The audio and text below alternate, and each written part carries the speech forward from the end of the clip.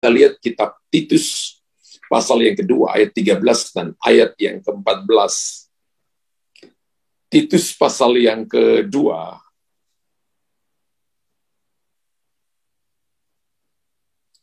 ayat yang ke-13 sampai ayat yang ke-14. Dengan menantikan penggenapan pengharapan kita yang penuh bahagia dan penyataan kemuliaan Allah yang maha besar dan juru selamat kita Yesus Kristus.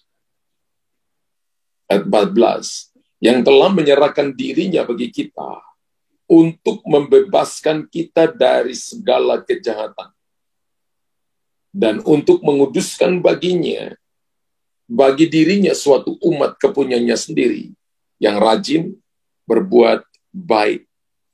Kalau Bapak Ibu perhatikan kitab Titus ini ditulis, Rasul Paulus menulis kepada anak rohaninya yang bernama Titus, ya, bahwa Tuhan Yesus telah menyerahkan dirinya bagi kita untuk membebaskan kita dari segala kejahatan dan untuk menguduskan bagi dirinya, ayat 14 itu ya, suatu umat kepunyaannya sendiri yang rajin berbuat baik. Lihat ada kata Yesus Kristus membebaskan kita dari segala dosa dan kejahatan kita, supaya kita hidup bersih, supaya kita hidup terus tertancap melekat kepadanya. Pagi ini saya ingin bicara tentang Bapak Ibu dan saya berakar, bertumbuh, dan berbuah. Nah, saya percaya bahwa proses pembersihan, ya, proses pembersihan terjadi secara bertahap. Saya percaya bahwa tidak terjadi langsung secara keseluruhan, tapi terjadi secara bertahap. Terjadi secara progresif. Artinya dari menit ke menit, dari jam ke jam, hari ke hari, minggu ke minggu, bulan ke bulan. Tapi Tuhan juga cari hati saudara dan saya yang mau. Jadi dari waktu ke waktu sampai kita menghasilkan buah. Sama seperti Bapak Ibu nanam satu biji mangga, maka kita butuh sebuah proses pembersihan. Kulitnya itu harus terkelupas dulu, kemudian akarnya masuk ke dalam, butuh waktu. Ada sebuah proses waktu, ujian waktu. Dalam proses pembersihan tersebut, ada dua tindakan yang akan terjadi, saudara. Yang pertama itu adalah saudara dan saya dipotong. Bahasa Yunani-nya itu adalah airo, airo. Dipotong itu airo atau cut. Ya. Saya pernah bicara tentang kita harus mengalami 3 cut. Cut off, potong masa lalu kita. Atau cut down, dipotong untuk dibakar atau dipotong untuk berbuah lebat. Dan yang ketiga adalah cut down to size. Dipotong sesuai dengan ukuran Tuhan. Apakah hari ini Bapak Ibu berjalan sesuai dengan ukuran Tuhan? Atau kita berjalan menurut ukuran kita sendiri? Menurut pikiran kita sendiri, kebenaran kita sendiri, apa kata orang? Atau apa kata tradisi, Tuhan nggak mau. Dipotong adalah airo, bahasa Yunaninya. Dalam tanaman anggur, kalau Bapak Ibu belajar, baca tentang tanaman anggur, tidak semua ranting itu akan berbuah. Betul? Tapi ranting yang tidak berbuah itu pun ternyata bisa menyerap makanan yang seharusnya dapat diterima oleh ranting yang berbuah. Makanya kenapa sampai tukang kebun anggur itu harus memotong, ya, harus memotong ranting yang tidak berbuah. Ranting yang tidak berbuah itu harus dipotong. Pastikan bahwa saudara dan saya, menurut Yohanes pasal 15 ayat 1-8, kita adalah ranting yang tertancap pada pokok. Ranting yang berbuah dibersihkannya, dan ranting yang kering dipotongnya. Jangan sampai Bapak Ibu dan saya hanya Kristen di KTP saja. Hanya Kristen tergantung dengan iman seseorang, iman hamba Tuhan, iman suami, iman istri. Tapi Bapak Ibu tidak memiliki iman kepada Tuhan secara pribadi, tidak mengalami Tuhan secara pribadi. Ketika Bapak Ibu terus-menerus seperti itu, maka kita akan menjadi ranting yang kering. Satu waktu nanti akan dipotong. Katakan, itu bukan saya. Bapak Ibu tulis di kolom komentar, itu bukan saya. Yang kedua adalah dibersihkan. Dibersihkan itu Yunaninya adalah katairo. K-A-T-H-A-I-R-O. Katairo. Katairo itu artinya membersihkan ranting yang berbuah. Jadi ranting yang berbuah itu mengalami juga cut off. Cut down, maksud saya. Cut down. Dipotong untuk berbuah lebat. Yang dibersihkan apa, saudara? Apa yang dibersihkan? Ternyata yang dibersihkan adalah daun-daunnya. Rantingnya itu mungkin jatuh ke tanah, tidak kena sinar matahari. Sehingga harus dipotong daun-daunnya, dan rantingnya itu harus diangkat supaya kena sinar matahari. Mazmur 82, ayat yang ke-12 berkata, 80, 12 atau 82, ayat 12. Allah kita adalah matahari dan perisai, kasih dan kesetiaan Ia berikan kepada orang-orang yang mengasihi Dia.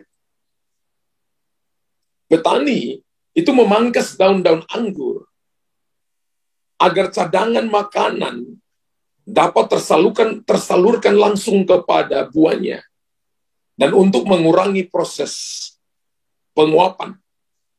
Dan kalau Bapak Ibu perhatikan baik-baik, Alkitab katakan Yesus adalah pokok anggur, kita adalah carang-carangnya. Anggur yang baik itu justru tumbuh di daerah yang tidak terlalu berlimpah air. Ingat bahwa anggur yang baik itu justru tumbuh di daerah yang tidak terlalu berlimpah air. Ya, kita ke Padang Gurun, kita ke Timur Tengah, kita ke Israel, anggurnya bagus sekali karena tidak terlalu berlimpah air. Karena jika terlalu banyak air, maka anggur yang dihasilkan tidak manis. Sekalipun anggur itu berbuah lebat. Hari ini mungkin Bapak Ibu dan saya mengalami keadaan yang sulit, situasi yang sulit. Tapi Tuhan tahu bahwa Anda satu waktu nanti akan menghasilkan buah-buah yang manis dan buah yang lebat. Katakan amin. Dan untuk menjaga kadar air tetap stabil, maka perlu dilakukan pemangkasan supaya tidak terjadi pemborosan, bahwa makanan akan langsung tersalurkan kepada buah. Dilakukan pemangkasan daun agar supaya memperoleh hasil buah yang optimal. Ya, hasil buah yang baik. Saya percaya bahwa melalui firman Tuhan pagi hari ini, kalau kita adalah ranting yang dapat menghasilkan buah secara optimal, maka Tuhan mau saudara dan saya mau dibersihkan. Dibersihkan setiap hari, dibersihkan setiap saat. Kenapa kita datang di pagi hari ini? Supaya kita dibersihkan dengan firman Tuhan. Kita datang dan kita bercermin pada firman Tuhan. Dan setiap orang Kristen mempunyai kewajiban untuk menghasilkan buah yang dapat dinikmati oleh banyak orang. Bapak Ibu tulis di kolom komentar. Saya sebagai orang Kristen mempunyai kewajiban untuk menghasilkan buah. Bapak Ibu tulis di kolom komentar. Dan buah kita harus dinikmati oleh orang-orang sekitar kita. Saya percaya pohon mangga berbuah tidak dinikmati dirinya sendiri. Pohon mangga tidak memakan buah mangga. Tapi ketika Anda dan saya berbuah, itu dinikmati oleh orang lain. Dan Tuhan mau saudara dan saya berbuah supaya dinikmati oleh orang lain. Amin. Dinikmati oleh orang-orang sekitarnya. Bukan cuma dinikmati oleh orang-orang sekitarnya, tapi Tuhan menikmati kita. Kalau kita lihat dalam Yesaya 61, kita adalah pohon tarbantin kebenaran, tanaman Tuhan sendiri. Kita adalah pohon-pohon kegemaran Allah sendiri. Jadi bukan cuma dinikmati oleh orang lain, tapi kita dinikmati oleh Tuhan. Ketika Bapak Ibu berbuah, kekristenan itu bukan cuma datang ibadah. Kekristenan itu bukan cuma saudara dan saya datang mendengar firman. Tapi Tuhan mau Anda dan saya berakar, bertumbuh, lalu menghasilkan buah. Karena buah kita akan dinikmati oleh banyak orang dan dinikmati oleh Tuhan sendiri. Berapa banyak yang mau berbuah? Jangan jadi orang Kristen yang kering. Jangan jadi orang Kristen yang masa bodoh. Tapi jadilah orang Kristen yang berbuah lebat. Dan kalau Bapak Ibu dan saya berbuah itu merupakan yang pertama, Berbuah kita menjadi tanda kehidupan. Ketika Bapak Ibu berbuah, tanda bahwa Anda hidup. Anda boleh saja bernafas, tapi di hadapan Tuhan sesungguhnya Anda mati kalau Anda tidak berbuah. Tapi kalau Anda berbuah, maka Anda punya tanda kehidupan. Yohanes pasal 2 ayat yang ke-17 berkata begini, cinta untuk rumahmu menghanguskan aku. Wow, cinta untuk rumahmu menghanguskan aku. Sebuah pohon yang menghasilkan buah sedang menyatakan bahwa pohon tersebut itu masih hidup dan terpelihara dengan baik. Yohanes 2 ayat 17, sengaja saya berikan firman Tuhan ini kepada saudara begini, kalau Bapak, Ibu, dan saya melayani Tuhan, maka kita tidak melayani sebagai workers, tapi kita adalah worshiper. Kita tidak melayani sebagai pekerja keras, tapi kita melayani sebagai seorang penyembahnya Tuhan. Dan seorang penyembahnya Tuhan pasti memiliki hati yang mencintai Tuhan.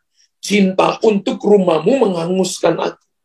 Jadi kalau orang melayani Tuhan dan ngomel, orang melayani Tuhan dan sungut-sungut dengan waktu, orang melayani Tuhan dan malas untuk bangun pagi, malas baca Alkitab, malas berdoa, malas memuji Tuhan, dia nggak cinta Tuhan. Dia cuma pekerja, tapi dia bukan seorang worshiper. Kalau kita worshiper, kita akan melayani Tuhan dalam long time, waktu yang panjang, sampai Yesus datang, Tuhan mendapati kita mengasihi dan mencintai Dia. Hukum yang pertama dan yang terutama adalah hukum kasih. Kasihlah Tuhan Allah dengan segenap hati, segenap kekuatan, segenap akal budi. Dan kalau saudara dan saya melayani dengan kasih, melayani dengan cinta, maka itu tanda kehidupan. Tanda Anda berbuah. Dan kalau orang Kristen menganggap dirinya masih hidup, maka mau tidak mau, dia harus berbuah. Bapak Ibu tulis di kolom komentar bahwa kalau saya orang Kristen, saya masih hidup, maka mau tidak mau saya harus menghasilkan buah. Menghasilkan buah itu adalah, Bapak Ibu bisa ajak suamimu ibadah, anakmu ibadah, istrimu ibadah, keluargamu ibadah. Bapak Ibu doakan dia untuk terima Yesus sebagai Tuhan dan Juru Selamat. Itu tanda bahwa Anda masih hidup. Kalau orang Kristen menganggap dirinya masih hidup, maka mau tidak mau dia harus berbuah. Jadi kalau Bapak Ibu tidak berbuah, saya tidak berbuah, maka sesungguhnya saya ranting yang kering yang siap dipotong oleh Tuhan. Hidup tanpa menghasilkan buah sama dengan kematian rohani. Bapak Ibu tulis di kolom komentar, hidup tanpa menghasilkan buah itu sama dengan kematian rohani. Dan Tuhan gak mau saudara dan saya tidak menghasilkan buah. Kekristenan adalah Tuhan mencari buah. Satu waktu Yesus datang ke pohon ara, sekalipun bukan musim buah ara, untuk mencari buahnya. Dan ketika dia datang, dia tidak menemukan buah ara. Pohon ara itu gambaran saudara dan saya. Orang-orang yang di luar daripada Israel karena dipilih. Israel adalah pohon anggur. Tapi kita adalah pohon ara yang di tengah-tengah pohon anggur. Tuhan datang cari buah dan tidak mendapati buahnya. Dan hari itu Tuhan berkata, mulai hari ini, kamu tidak akan berbuah lagi. Besoknya, pohon ara itu kering dari ujung sampai ke akar-akarnya. Kalau Anda tidak berbuah, maka ingat baik-baik, itu kematian rohani. Kalau saudara dan saya sudah tidak suka berdoa, tidak suka ibadah, tidak suka baca Alkitab, maka tanda saudara dan saya sedang mengalami yang namanya kematian rohani. Ingat baik-baik, berbuah itu merupakan tanda kehidupan. Yang kedua, berbuah merupakan tanda pertumbuhan.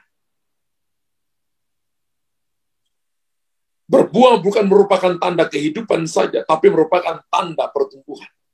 Efesus pasal 4 ayat yang ke-15 berkata, tetapi dengan teguh, berpegang kepada kebenaran, di dalam kasih kita bertumbuh, di dalam segala hal ke arah Dia, Kristus yang adalah kepala.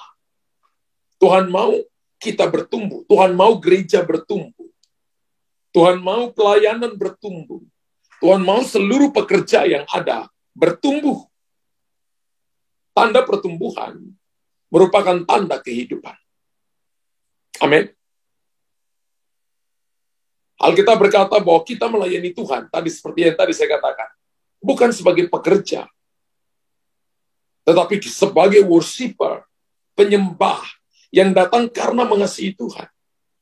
Karena buah sebagai tanda bahwa pohonnya telah melalui proses pertumbuhan dengan baik. Kalau Bapak Ibu lihat pohon di depan rumahmu, di ladangmu berbuah, maka pohon itu telah melalui proses pertumbuhan dengan baik. Dia telah melewati begitu banyak musim, akarnya telah masuk menembus lapisan-lapisan tanah dan menemukan sumber air di sana. Kemudian sari-sari makanannya itu semuanya diarahkan kepada buah, dan buah dia mulai berbuah dengan baik. Itu tanda bahwa dia telah melewati proses pertumbuhan, proses fotosintesis, proses pertumbuhan dengan baik, dia sehat dan subur. Jadi ketika seseorang bertumbuh, itu tanda bahwa dia sehat, itu tanda bahwa dia subur. Bapak Ibu, Tuhan mau gereja bertumbuh. Gereja adalah pribadi, gereja adalah saudara dan saya, harus bertumbuh. Amin. Bapak Ibu tulis di kolom komentar, Tuhan mau saya mengalami pertumbuhan. Yang tadinya Anda cuma makan bubur, sekarang Anda sudah bisa makan daging. Yang tadinya Anda makan minum susu, sekarang Anda sudah bisa makan makanan keras. Yang dulunya Anda tidak bisa mendengarkan pengajaran yang keras, sekarang telingamu sudah terbiasa dengan pengajaran yang keras. Itu berarti bahwa saudara dan saya telah melewati proses pertumbuhan dengan baik. Dan Anda sehat, Anda subur. Dan Tuhan mau gereja bertumbuh ke sana. Amin. Kita tidak hanya tergantung dengan doa seseorang, tapi waktunya kita mendoakan orang lain. Kita tidak hanya tergantung dengan karunia-karunia dari seseorang, tapi waktunya kita mulai mendoakan orang lain dan mulai mengekspresikan karunia yang Tuhan berikan kepada kita. Itu tanda kita bertumbuh.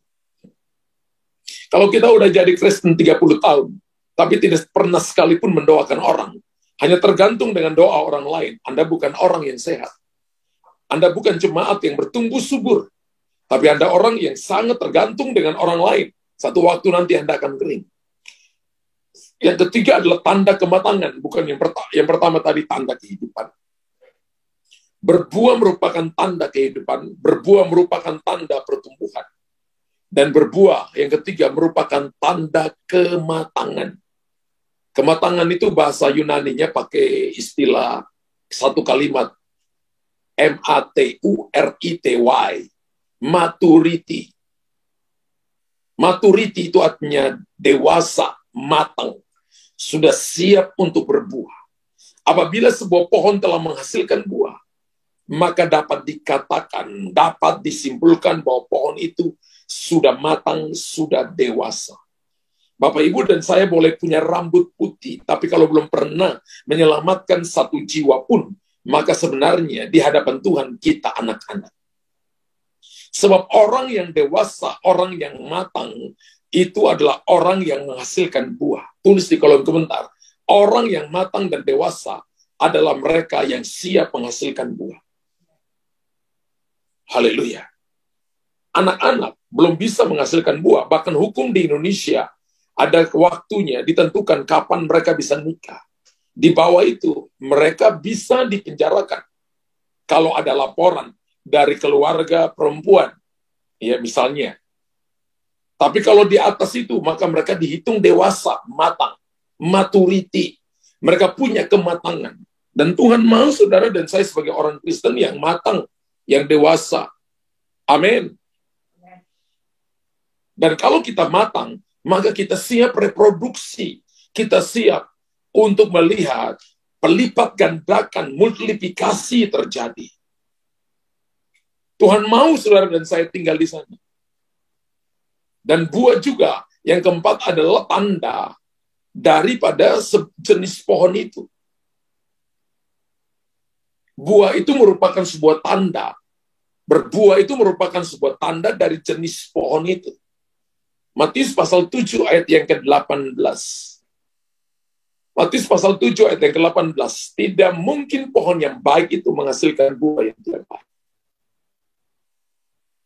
Atau pohon yang tidak baik menghasilkan buah yang baik. Tuhan Yesus sedang mengatakan begini, tanda dari jenis pohon, kalau pohon yang baik akan menghasilkan buah yang baik. Pohon yang tidak baik akan menghasilkan buah yang tidak baik. Apakah Anda adalah pohon yang baik? Saya percaya bahwa kita akan menghasilkan buah yang baik.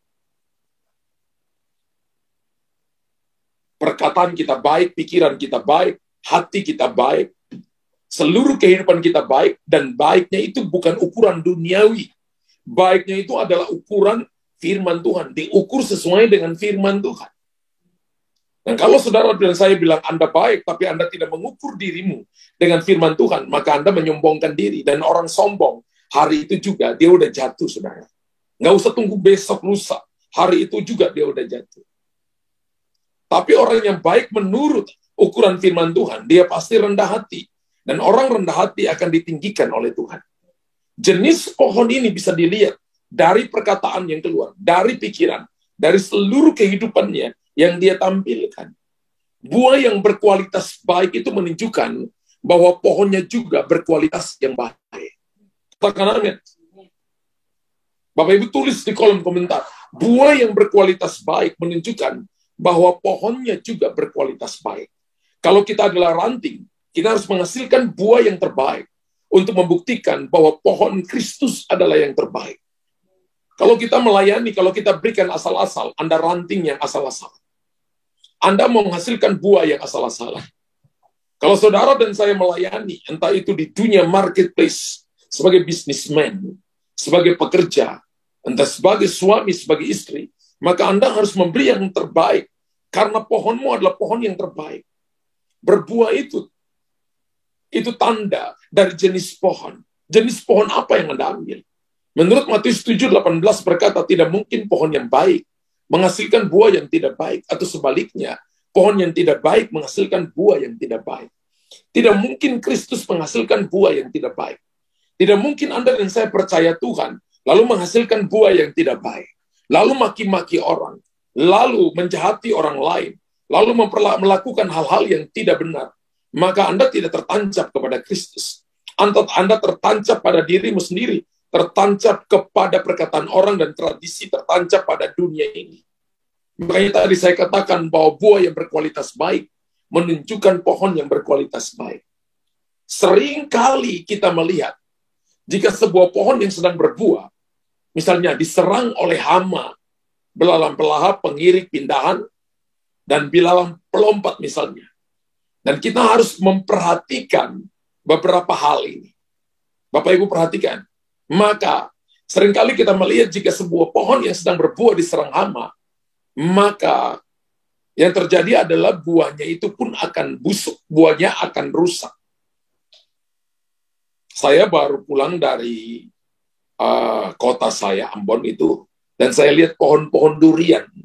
Punya papa saya, punya tetangga, punya teman, dan sebagainya. Itu di sekeliling di bawah rumah itu. Kering, saudara. Satu sisi sebelah utara itu kering, saudara. Tapi sisi sebelah selatan itu tidak. Karena kenapa, saudara? Kena hama. Lalu saya tanya kepada saudara-saudara saya, kenapa? Dikatakan mulai dengan akarnya dari hitam dulu. Saudara tahu begini, setan mencoba menyerang yang pertama itu akar saudara. Supaya Anda tidak tertancap kepada sumber kehidupan, yaitu Kristus. Jaga akarmu supaya jangan sampai diserang oleh setan. Ingat, setan serang Ayub yang pertama itu serang ibadahnya lebih dulu. Kalau saudara mulai malas ibadah, itu tanda bahwa setan sudah mulai menyerang Anda. Ketika setan serang ibadahnya, maka yang kedua setan serang bisnisnya, unta-untanya mati dalam satu hari. Itu binatang untuk pengangkut beban. Kalau sekarang mobil truk. Yang ketiga, setan serang keluarganya, anak-anak mati dalam satu hari, 10 anaknya mati dalam satu hari. Dan yang keempat, baru setan selang pribadi Ayub. Kalau ibadahmu sudah diserang, maka bersiaplah untuk pekerjaan bisnismu diserang. Bersiaplah untuk keluargamu diserang dan pribadimu diserang. Seringkali kita melihat jika sebuah pohon yang sedang berbuah diserang oleh hama, maka saya percaya buahnya pun akan busuk. Bisnismu akan hancur. Keluargamu akan hancur, pribadimu akan hancur. Tapi ketika Anda dan saya tetap berharap kepada Tuhan, bergantung kepada Tuhan, saya percaya bahwa Anda akan aman. Setan boleh menyerang apa yang dipunyai oleh Ayub, tapi setan tidak bisa menyerang apa yang ada di dalam diri Ayub. Ayub itu punya hati yang worshiper. Kalau kita lihat Ayub pasal 1 ayat 20-21, tersungkurlah Ayub lalu memuji Tuhan. Terjemahan Alkitab King James Version berkata, tersungkurlah Ayub lalu worship kepada Tuhan.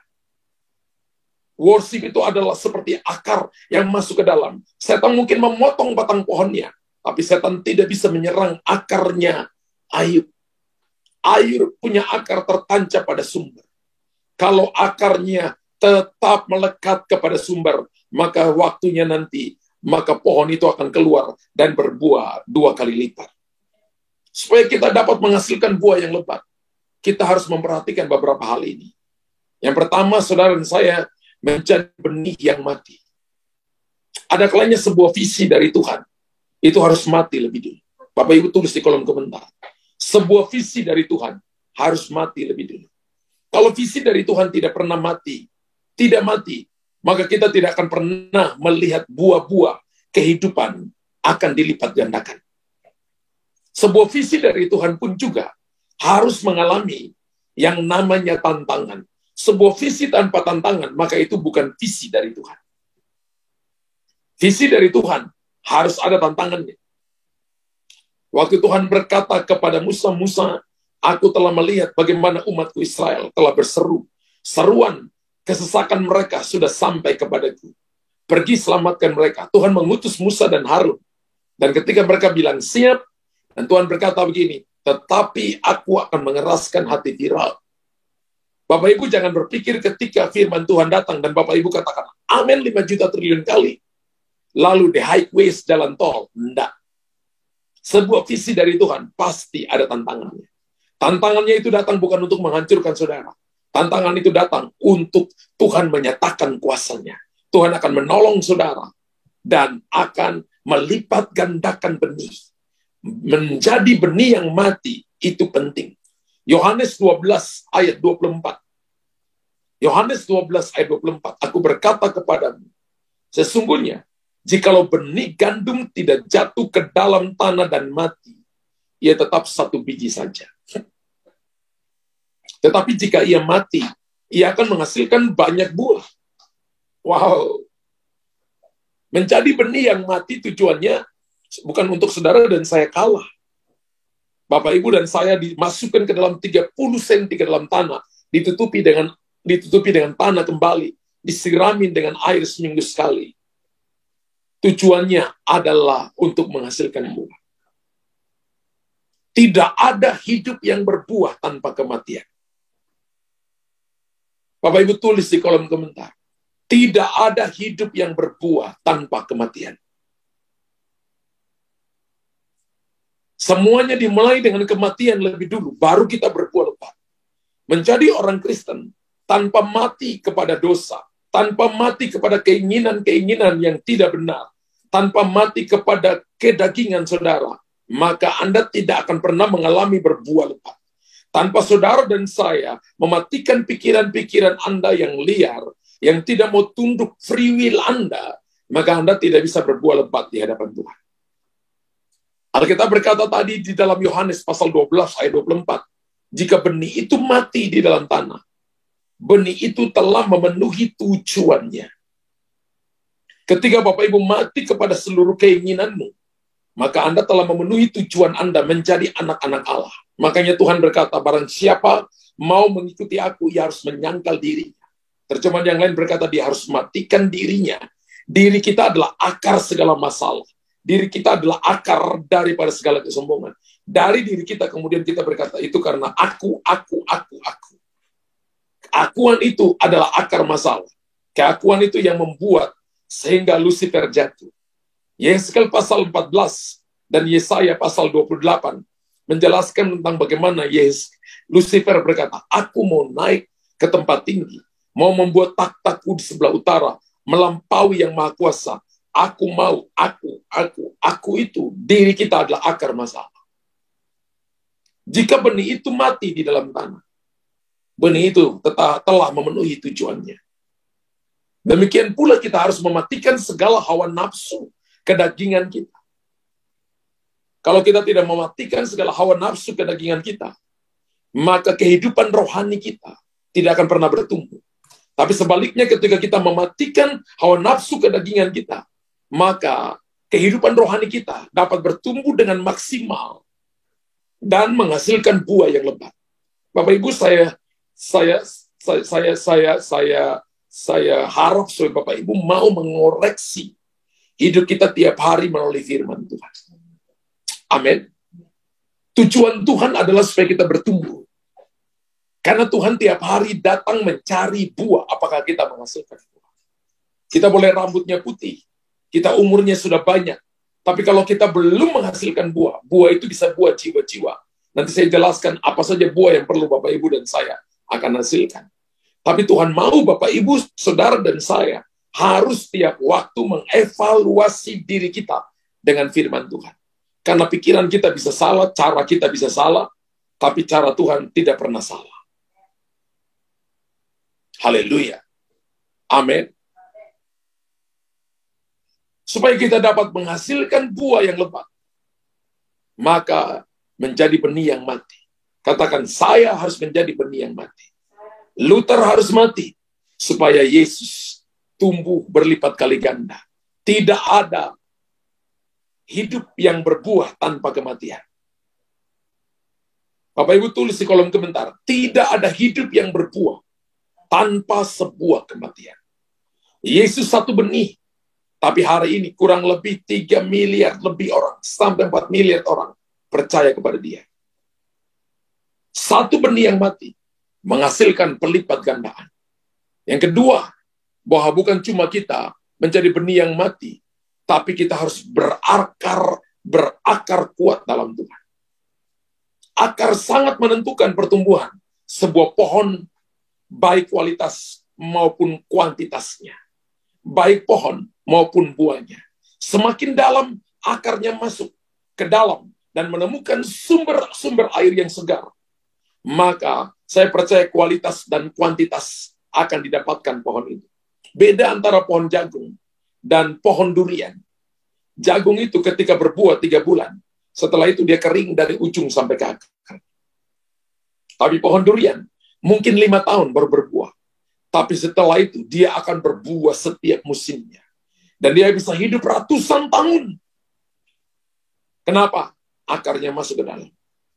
Apakah Anda bisa mencabut pohon durian setelah dia sudah tertanam 5 tahun dengan kekuatanmu sendiri? Nggak mungkin. Tapi pohon jagung Anda bisa cabut dengan kekuatanmu sendiri. Akar sangat menentukan pertumbuhan sebuah pohon baik. Itu kualitas maupun kuantitasnya. Haleluya. Menurut Amsal 12 ayat yang ke-12. Gampang ingat ya. Amsal 12 ayat yang ke-12. Tetapi akar orang benar itu mendatangkan hasil. Akar orang benar mendatangkan hasil. But the root of the righteous yields fruit. Terjemahan King James-nya berkata, akar yang benar dan kudus akan menghasilkan ranting-ranting yang benar dan kudus. Wow. Ketika Anda dan saya hidup benar, hidup kudus, maka ranting-rantingnya juga akan benar dan akan kudus. Saya percaya bahwa berakar kuat itu adalah akar yang berkualitas. Dan akar yang berkualitas saya percaya juga akan menghasilkan suatu kehidupan yang kudus dan berbuah lebat. Katakan amin. Tuhan mau gereja berbuah lebat. Tuhan mau jemaatnya membawa jiwa. Tuhan mau jemaatnya adalah jemaat yang menghasilkan buah. Yaitu buah pertobatan, buah jiwa-jiwa. Markus 11 ayat 20 berkata begini. Mereka melihat pohon ara tadi sudah kering. Seperti tadi yang saya katakan. Sampai ke akar-akarnya. Wow. Dalam terjemahan bahasa Inggris berkata begini. Sebuah pohon akan mati apabila akarnya kering. Jadi yang pertama kali mati itu adalah akarnya. Orang Kristen kalau sudah tidak punya kehidupan berdoa, kehidupan suka dengan hadirat Tuhan, maka sesungguhnya akarnya kering. Sebentar lagi Bapak Ibu lihat tidak akan pernah menghasilkan buah. Haleluya. Tapi kalau Bapak Ibu mau berbuah, jaga keintimanmu, jaga akarmu. Agar akar kita kering, artinya hubungan dengan Tuhan tidak beres. Tidak tertanam dalam gereja lokal atau gereja online seperti ini. Dan firman Tuhan, saudara dan saya tidak mengalami firman Allah. Anda dan saya tidak mengalami Roh Kudus. Anda dan tidak mengalami hal-hal supranatural dalam hidupmu. Maka akarmu kering. Ketika akarmu kering, batang akan kering. Batang akan kering, ranting kering. Dan kalau ranting kering, tidak akan mungkin menghasilkan buah. Ketika Anda datang dan Anda tidak rasa gairah, tidak dapat sesuatu, jangan-jangan akarmu kering. Anda datang hanya cuma bergantung kepada doa seseorang, dan Anda tidak punya waktu berdoa pribadi dengan Tuhan. Maka Anda gampang kering. Dan Anda tidak akan menghasilkan buah. Hosea 9 ayat 16 berkata, Efraim telah dipukul, akarnya telah menjadi kering. Mereka tidak akan menghasilkan buah. Hosea 9 ayat 16. Efraim telah dipukul, akarnya telah kering. Mereka tidak akan menghasilkan buah. Wow, ini ayat yang ketika saya temukan mengerikan. Ini bukan sesuatu untuk dimain-mainin, Bapak Ibu. Tapi sesuatu yang untuk Bapak Ibu perhatikan dengan serius. Karena ini menyangkut pribadi kita dengan Tuhan. Tuhan memanggil kita supaya kita memiliki akar yang kuat. Bukan akar yang kering. Tuhan memanggil kita supaya kita memiliki akar yang kuat. Dan tujuannya supaya kita berbuah lebat. Bayangkan kalau satu pohon, akarnya tidak kuat, bagaimana dia bisa menghasilkan buah yang banyak. Saya lihat sendiri ketika saya masih kecil, ketika pohon berbuah, contoh pohon langsat atau pohon durian, berbuahnya lebat sekali. Ya. Atau saya lihat ini pohon jambu, berbuah lebat sekali. Sampai buahnya jatuh ke tanah. Saya bilang kepada Papa, nanti roboh pohonnya. Papa bilang, enggak. Kenapa? Akarnya tuh masuk ke dalam, pohon akan kuat. Mungkin rantingnya robek. Satu rantingnya mungkin patah. Tapi nggak mungkin pohonnya tercabut. Tuhan memanggil kita supaya memiliki akar yang kuat. Supaya kita berbuah semakin lebat.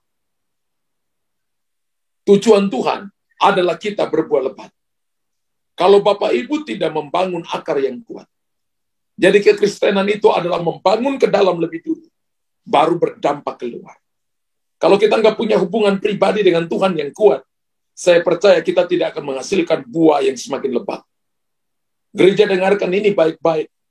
Kita sebagai pelayan Tuhan, pekerja-pekerja, sebagai jemaat Tuhan, harus punya waktu 1 jam minimal di hadapan Tuhan every day. Haleluya. Saya nggak lihat amin di situ. Saya nggak lihat tulisan amin, saudara, di situ. Bukan cuma berakar kuat, saudara, tapi harus mendapat makanan rohani. Dalam setiap kehidupan, ada sebuah hukum, saudara, ya. Dalam hukum kehidupan itu artinya begini, yang tidak pernah berbuah, yaitu begitu suatu kehidupan baru dilahirkan, yang paling pertama dan paling banyak dibutuhkan adalah nutrisi untuk menunjang kehidupan itu. Ini hukum. Ini suatu hukum yang tidak pernah berubah. Yaitu, saudara dan saya harus ingat bahwa suatu kehidupan yang baru dilahirkan, entah itu anak, entah itu tumbuhan, entah itu hewan, apa saja yang baru dilahirkan, yang pertama yang paling banyak dibutuhkan adalah nutrisi. Air susu ibu adalah nutrisi yang penting bagi bayi. Tujuan daripada nutrisi diberikan, yang paling banyak diberikan nutrisi adalah, tujuannya adalah untuk sebuah kelangsungan kehidupan. Sehingga akan terjadi yang namanya pelipat gandaan. Itu namanya makanan rohani yang Tuhan sediakan bagi semua anak-anak yang baru lahir. Makanya Rasul Paulus berbicara tentang minum susu. Kamu masih bayi rohani yang bergantung kepada susu, nutrisi. Tapi ketika bayi itu sudah besar, jadi anak, maka dia harus mulai mengonsumsi makanan-makanan yang keras. Sehingga dia menjadi kuat untuk dia bisa bertumbuh dan menghasilkan buah. 1 Petrus pasal yang kedua, ayat 1 sampai ayat yang kedua berkata, karena itu buanglah segala kejahatan, segala tipu muslihat dan segala macam kemunafikan, kedengkian dan fitnah. Dan jadilah sama seperti bayi yang baru lahir. Ya, lihat, jadilah sama seperti bayi yang baru lahir yang selalu ingin akan nutrisi, akan air susu yang murni dan yang rohani. Jadi kalau kita adalah orang yang lahir baru, maka kita perlu nutrisi air susu rohani, supaya olehnya kamu bertumbuh dan beroleh keselamatan. Kita perlu nutrisi, kita perlu firman Allah. Orang yang sudah gak suka firman, maka sebenarnya dia sedang membuat dirinya kering dan mati. Tapi orang yang selalu suka dengan firman, rindu dengan firman, maka Anda sedang mendapatkan nutrisi, makanan rohani, sehingga Anda akan bertumbuh dan berbuah. Dan firman Tuhan itu sedemikian kaya akan nutrisi, Bapak Ibu. Anda dengar firman Tuhan hari ini, berapa banyak yang diberkati sampai di sini? Saya percaya firman Tuhan itu sedemikian kaya akan nutrisi. Bahkan nutrisinya itu bervariasi. Mana kan di sini juga ada hamba-hamba Tuhan yang berbicara dari mereka ngajar dengan latar belakang karunia yang Tuhan berikan kepada mereka. Saya percaya kita mendapatkan begitu banyak variasi nutrisi yang Tuhan berikan. Tujuannya adalah pertumbuhan. Sesuai dengan setiap tahap pertumbuhan rohani. Tuhan mau saudara dan saya makan, terima nutrisi itu supaya Anda dan saya bertumbuh di hadapan Tuhan. Haleluya. Yang keempat itu adalah Bapak Ibu harus tinggal dalam hadirat-Nya. Sementara kita menghabiskan waktu untuk menyembah Tuhan dan mengasihi-Nya, maka hadirat-Nya akan memenuhi kita. Tinggal dalam hadirat-Nya, Bapak Ibu harus punya quality time, punya waktu spesial dengan Tuhan. Kalau kita punya mesbah pribadi, saya percaya akan ada mesbah keluarga. Tapi kalau kita nggak punya mesbah pribadi, nggak mungkin ada mesbah keluarga. Pasti suami nggak akan ajak istri, pasti istri nggak akan ajak suami. Pasti anak-anak nggak akan ajak orang tua, karena nggak ada mesbah pribadi. Saya percaya doa itu seperti sebuah pengaruh yang akan mempengaruhi keadaan orang lain. Ketika Anda berdoa, orang yang tidak mau berdoa lama-lama akan ikut doa.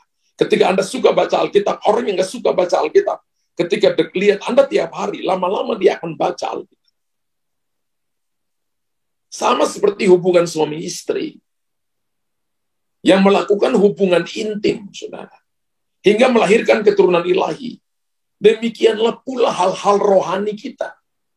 Apabila kita terus membangun hubungan intim, keintiman dengan Bapa di sorga, maka tidak akan mandul, tapi kita akan menghasilkan buah-buah yang produktif.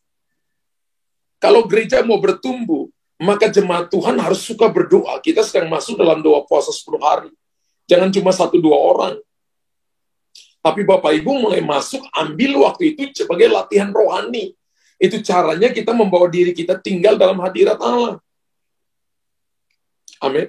Gembala, saya tidak memperhatikan Anda pribadi, tapi Tuhan lihat, saudara dan saya. Apakah kita tinggal pada Tuhan dengan sungguh-sungguh, melakukan dengan sungguh-sungguh apa tidak? Ingat bahwa kalau suami istri punya hubungan suami istri, maka akan melahirkan keturunan. Kita ini adalah hubungan karena hubungan orang tua, bapak dan mama kita, sperma dan sel telur menyatu, lalu jadi embrio 9 bulan 10 hari, jadi anak dilahirkan. Ketika kita punya kehidupan yang intim dengan Tuhan, saya percaya bahwa kita tidak akan mandul. Kita akan berbuah secara produktif. Haleluya. Secara on-site, saya kasih tahu ini kepada jemaat sebagai pekerja. Secara gereja online, saya juga beritahu kepada Bapak Ibu. Kita tidak akan mandul ketika kita punya kehidupan yang intim dengan Tuhan. Bapak Ibu harus punya kerinduan tinggal dalam hadirat Tuhan. Yang berikut itu adalah kesediaan bekerja sama dengan Roh Kudus. Peranan Roh Kudus sebagai penghasil buah dalam kehidupan kita itu sangat amat penting. Bapak Ibu harus memberikan waktu untuk dipimpin Roh Kudus. Nah, ketika Bapak Ibu memberikan waktu dipimpin oleh Roh Kudus, maka saya percaya buah apa saja yang dapat dihasilkan. Yang pertama itu buah pertobatan. Buah pertobatan harus kita hasilkan. Yang kedua itu adalah buah pengudusan. Dan yang ketiga itu adalah buah terang. Efesus 5, 8, dan 9. Buah terang. Memang dahulu kamu adalah kegelapan. Tetapi sekarang kamu adalah terang di dalam Tuhan. Sebab itu hiduplah sebagai anak-anak terang. Karena terang hanya berbuahkan kebaikan, keadilan, dan kebenaran. Wow. Buah terang. Lalu orang akan lihat kebaikan dari saudara, keadilan, kebenaran dari saudara.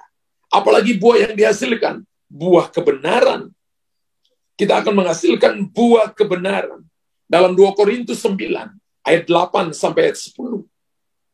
Dan Allah sanggup melimpahkan segala kasih karunia kepada kamu, supaya kamu senantiasa berkecukupan dalam segala sesuatu dan malah berkelebihan dalam segala kebajikan.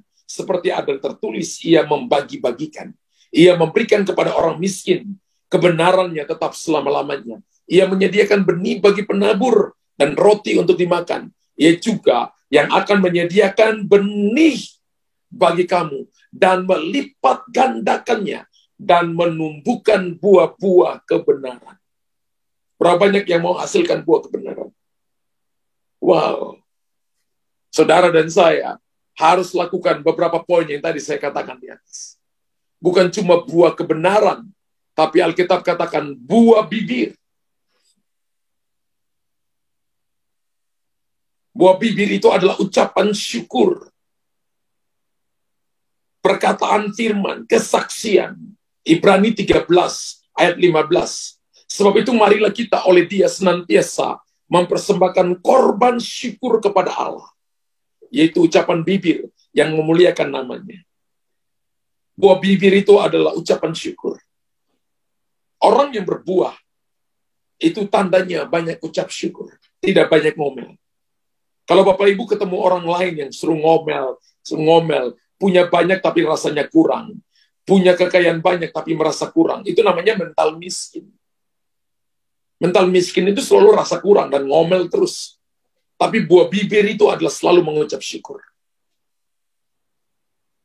Buah yang keenam adalah buah Injil. Bapak Ibu harus hasilkan Injil. Menghasilkan buah-buah kebenaran. Kolose 1 ayat 6. Dikatakan begini. Yang sudah sampai kepada kamu. Kolose 1 ayat 6. Yang sudah sampai kepada kamu. Injil itu berbuah dan berkembang di seluruh dunia. Injil itu berbuah dan berkembang di seluruh dunia. Buah Injil. Buah Injil itu akan menghasilkan apa, saudara? Mungkin Anda tanya, jiwa-jiwa. Anda membawa jiwa kepada Tuhan. Anda sudah mendoakan dia, sekarang Injili dia. Lalu dia menggenapi Roma pasal 10 ayat 9 dan 10. Menerima Yesus sebagai Tuhan dan Juru Selamat. Dalam hidupnya dia diselamatkan. Karena dampak dari kehidupan kita yang berubah itu, kita menjadi berkat bagi orang lain. Kalau Bapak Ibu telah menerima Injil, Yesus sebagai Tuhan dalam Juru Selamat kita, maka saudara dan saya harus membawa dampak perubahan. Hidup yang menjadi kesaksian akan membuat mata orang lain terbuka dan terkagum-kagum akan karya Tuhan dalam hidup kita. Amin, Bapak Ibu. Tuhan mau saudara dan saya membawa dampak. Dan yang berikut yang ketujuh adalah buah roh. Galatia pasal 5, 22-23. Tapi buah roh ialah kasih sukacita, damai sejahtera, kesabaran, kemurahan, kebaikan, kesetiaan, kelemah lembutan, penguasaan diri. Dan Alkitab katakan tidak ada hukum yang menentang hal-hal itu. Wow. Ketika Bapak Ibu memiliki buah roh, maka tidak ada hukum yang menentang hal-hal itu. Artinya, Saudara dan saya akan membawa influence, pengaruh. Buah roh adalah suatu sikap hidup yang nampak sebagai hasil dari kedekatan hubungan kita dengan Roh Kudus. Dan buah roh ini tidak dapat dimiliki oleh seseorang dengan usahanya sendiri, nggak mungkin. Karena hidup manusia telah dikuasai oleh dosa dan hawa nafsu, atau dikuasai oleh kedagingan. Kita tidak akan mungkin mengikuti keinginan roh ketika kita masih hidup dalam keinginan daging. Tapi sebaliknya ketika kita hidup menurut keinginan roh, maka kita akan mematikan keinginan daging. Tanpa memiliki buah roh, hidup kita tidak akan menjadi berkat kepada banyak orang, melainkan saudara dan saya akan menjadi batu sandungan bagi orang lain. Ini merupakan 9 buah roh. Saya sebut ini 9 karunia utama yang akan menolong saudara dan saya memiliki hubungan yang indah dengan Tuhan, memiliki hubungan yang indah dengan orang lain, memiliki hubungan yang indah dengan diri sendiri. Saya pernah melayani seseorang, dan dia katakan ini, saya tidak mau mengampuni diri saya, pastor. Wow, dia tidak mau mengampuni diri sendiri. Saudara harus belajar mengampuni diri sendiri. Haleluya. Dan 3 karakter ini penting, saudara. Anda harus memiliki kasih, sukacita, damai sejahtera. Ya, memiliki kesabaran, kemurahan, kebaikan. Bicara tentang hubungan kita, kasih, sukacita, damai sejahtera adalah bicara hubungan kita dengan Allah. 3 karakter pertama ini harus Anda miliki, yaitu kasih, sukacita, damai sejahtera adalah hubungan Anda dengan Tuhan. Sedangkan kesabaran, kemurahan, kebaikan adalah hubungan kita dengan sesama. Itu adalah karakter yang kedua. Bapak Ibu harus bangun itu, sehingga kita menjadi orang-orang yang kuat. Dan Anda akan menjadi berkat bagi banyak orang. 3 karakter yang pertama ini harus Bapak Ibu miliki, yaitu kasih, sukacita, damai sejahtera, berbicara tentang hubungan kita dengan Tuhan. 3 karakter yang kedua, yaitu kesabaran, kemurahan, kebaikan, itu adalah berbicara hubungan kita dengan sesama. Dan 3 karakter yang terakhir adalah kesetiaan, kelemah lembutan, dan penguasaan diri, berbicara tentang hubungan dengan diri kita sendiri.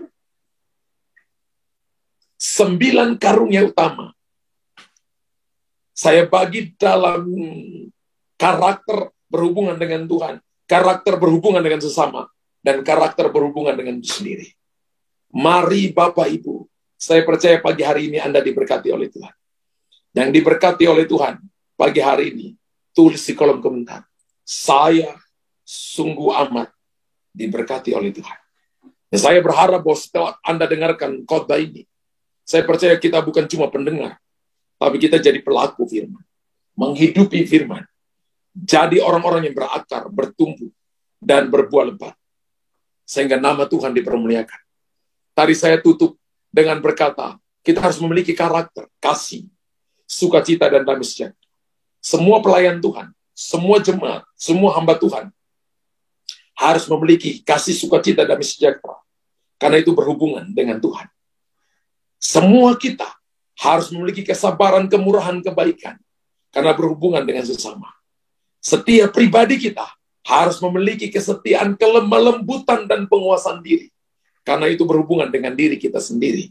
Saya percaya kalau itu pada kita, maka kita akan bertumbuh tanpa batas dan menjadi berkat bagi banyak orang.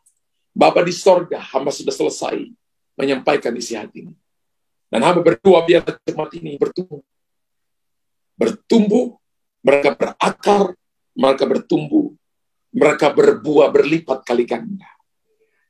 Mereka membawa jiwa-jiwa datang di gereja online ini secara onsite, menghasilkan buah-buah kebenaran supaya orang melihatnya dan nama Tuhan dipermuliakan. Hamba berdoa pagi hari ini bagi mereka yang telah menulis catatan-catatan doa mereka. Bapa di sorga, hamba berdoa biarlah mereka percaya Tuhan telah menyembuhkan mereka, memberikan kesembuhan, jalan keluar dan pertolongan kepada mereka. Hamba berdoa di pagi hari ini, kebaikan-Mu dan anugerah-Mu cukup bagi umat-Mu, sehingga mereka hidup menyenangkan dan memuliakan nama Tuhan. Hamba berdoa dalam nama Yesus, kasih karunia Tuhan turun, kekuatan Tuhan turun bagi mereka. Terima kasih Tuhan Yesus. Kami berdoa dan mengucap syukur. Haleluya. Amin, amin. Bapak Ibu yang diberkati Tuhan, mari tulis di kolom komentar, saya sungguh amat diberkati Tuhan.